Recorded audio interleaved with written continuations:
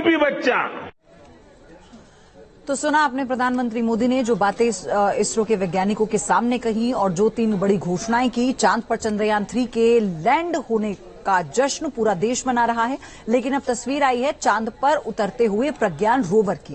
प्रज्ञान rover इस वक्त चांद पर अपने मिशन को अंजाम दे रहा है, लगातार चांद की सतह को स्कैन कर रहा है। लेकिन अगले 14 दिनों तक ये क्या क्या करेगा, चांद के रहस्यों से पर्दा उठाने के लिए प्रज्ञान कितना बड़ा रोल प्ले करने वाला है, ये स्पेशल रिपोर्ट आपको बताएगी। स्क्रीन पे देख सकते हैं कि हम लैंडर मॉड्यूल कुछ इस तरह चंद्रयान 3 का प्रज्ञान रोवर विक्रम लैंडर से बाहर निकला और चांद की धरती पर अपने मिशन पर निकल गया।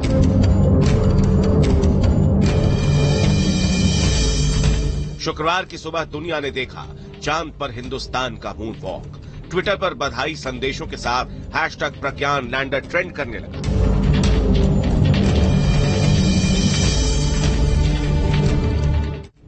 प्रज्ञान रोवर का चांद पर उतरना भारत के मून मिशन का अगला हिस्सा ही है। अभी तक मिशन चंद्रयान 3 का हर स्टेज सफल रहा है। टेक ऑफ, फिर चांद की कक्षा में एंट्री और सबसे अहम लैंडिंग, जहां आखिरी के चंद मिनट यानी टेलर ऑफ 17 मिनट्स को पार कर चंद्रयान का विक्रम लैंडर चांद के साउथ पोल पर स्थापित हो गया। लेकिन असल मून मिशन की शुरुआत तो इसके बाद हुई। लैंडिंग के 4 घंटे बाद प्रज्ञान रोवर को चांद पर उतारा गया। अब सवाल उठता है कि प्रज्ञान चांद पर करेगा क्या, इसका मिशन क्या है। तो इसे समझने से पहले आपको दिखाते हैं कि आखिर ये रोवर है क्या और इसकी बनावट कैसी है। रोवर का सबसे अहम हिस्सा है उसका सोलर पैनल। प्रज्ञान पूरी तरह से सौर ऊर्जा पर चलता है, लिहाजा सोलर पैनल इसकी लाइफ लाइन का काम करता है। इसके अलावा इसके पिछले हिस्से में लगे हैं 2 कैमरे, नेविगेशन कैमरा लेफ्ट और नेविगेशन कैमरा राइट। प्रज्ञान के पीछे की तरफ अटैच है अल्ट्रा पार्टिकल एक्सरे स्पेक्ट्रोमीटर, जो चांद के सरफेस की स्कैनिंग करेगा। सोलर पैनल के ऊपर फिट है एंटीना, जिसकी मदद से सिग्नल को ट्रांसमिट और रिसीव किया जाएगा। प्रज्ञान रोवर में खास तरह के व्हील्स लगे हैं। इनकी खासियत यह है कि ये किसी भी चट्टान को आसानी से पार कर सकते हैं। इसके अलावा एक और खासियत है, ये जहां से भी गुजरेंगे इसरो के लोगो और अशोक स्तंभ के चिन्ह की छाप छोड़ते जाएंगे। अब आपको समझाते हैं कि आखिर प्रज्ञान रोवर चांद के किन इलाकों में जाएगा और ये काम कैसे करेगा। चांद पर कौन सा देश कहां पहुंचा, ये देखिए। अमेरिका और रूस के मून मिशन ज्यादातर चांद की भूमध्य रेखा के आसपास रहे।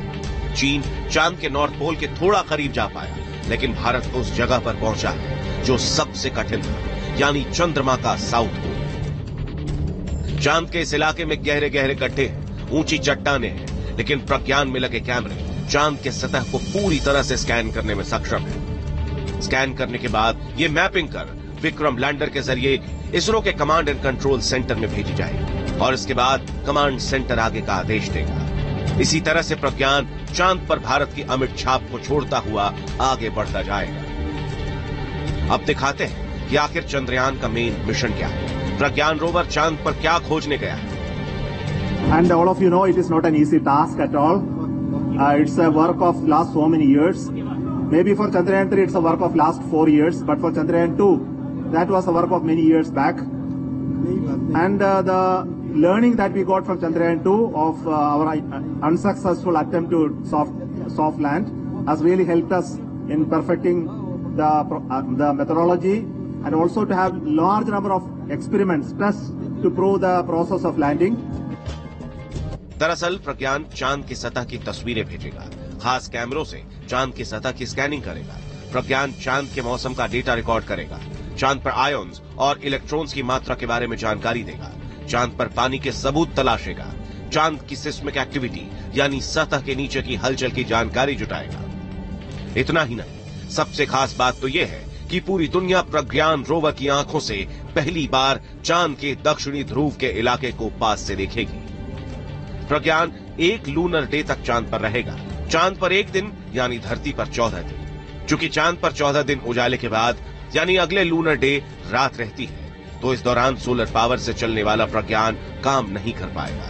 हालांकि वैज्ञानिकों का कहना है कि प्रज्ञान और विक्रम एक अतिरिक्त लूनर डे काम कर सकते हैं और कुछ संभावना ऐसी है कि ये अगले लूनर डे को रिचार्ज भी हो सकते हैं। चांद पर घूम रहे प्रज्ञान रोवर से पूरी दुनिया को बहुत उम्मीदें हैं, क्योंकि उम्मीद यही जताई जा रही है कि चांद के साउथ पोल पर जिस जमे हुए पानी का जिक्र बार बार होता है, अगर प्रज्ञान ने इससे जुड़े सबूत ढूंढ निकाले तो ये इस सदी की सबसे बड़ी खोज हो सकती है। Team news nation.